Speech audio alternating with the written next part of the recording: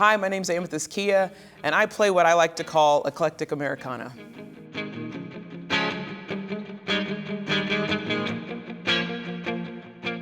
Well, what inspired me to pick up a guitar was listening to a lot of music, seeing music videos where the guitar seemed to be really present. I grew up in a household where we listened to all different kinds of music, and a lot of it would feature, guitar players or singer-songwriters playing guitar.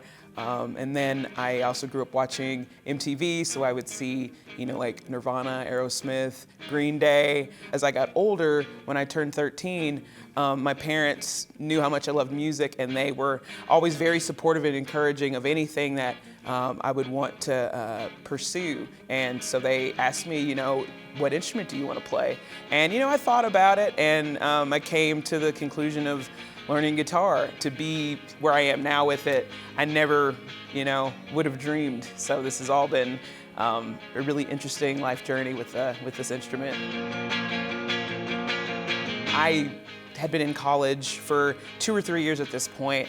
I just had no idea what I wanted to do, what I wanted my career path to be. I was just kind of drifting around and taking different classes and just trying to figure it out, like most people. When I came across this program, it's called the Bluegrass Old Time Country Music Studies. My dad actually told me this story because I had kind of forgotten about this, but he remembers very well the day that I decided I wanted to major in old time music, and I played a rendition of a Carter family song called "Bury Me Under the Weeping Willow," and he said, You have amazing talent, your voice, your guitar playing.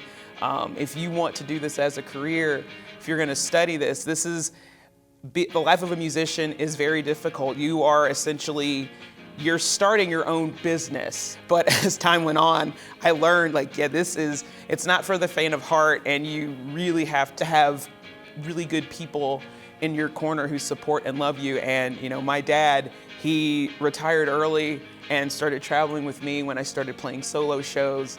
It was a time where I agreed to do something not fully understanding what it was gonna take, but having my dad in my corner really meant the world. And the people that I went to school with, my professors and the band, the other musicians and students that I played with, it took a village to help propel me forward and to stick with it.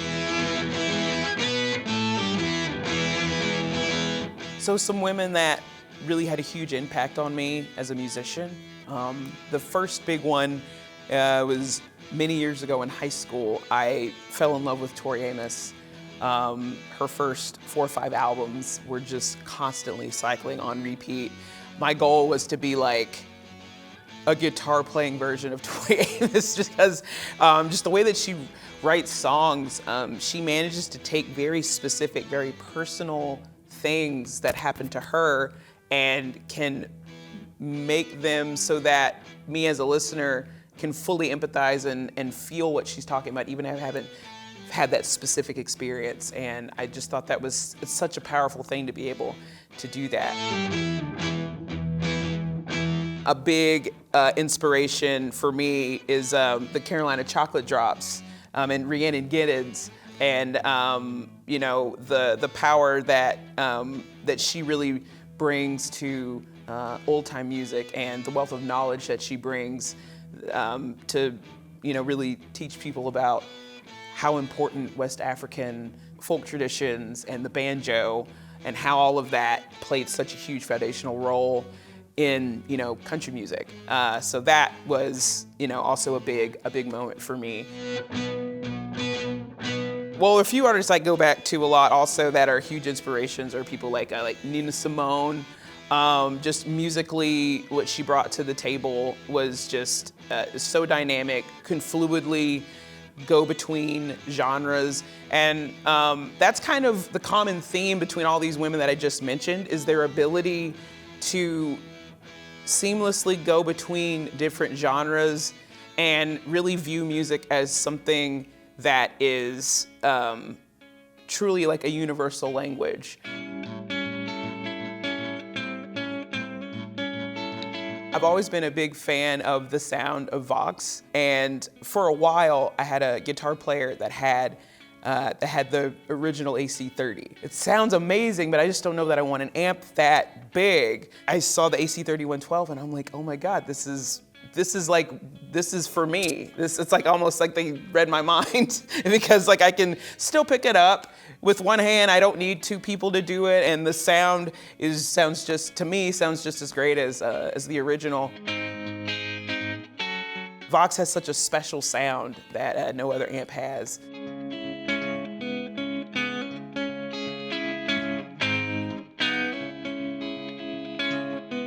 So one piece of advice, because there's a lot of things, but one big one that I would give to women who are interested in getting in the music industry is that it is not a walk in the park.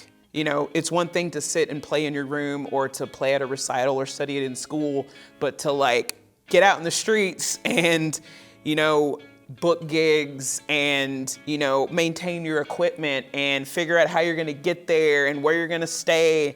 Like those are all the things that are like, that's all the hard, difficult parts to master. So that also means that you have to like know yourself. You have to take time to also learn about who am I and what do I really want and how do I want to do this. So you need to know thyself, and you need to know the kind of people that you want to have in your life that are going to push you to continue to make you better.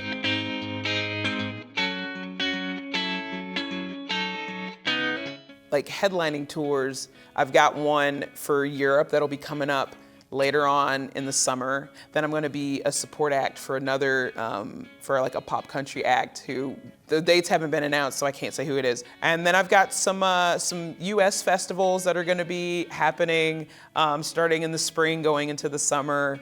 So yeah, I've got another like month or so to like focus on writing and, you know, and chilling out, and some shows here and there, and then things will really pick up in May going forward. So it'll be very exciting and looking forward to it.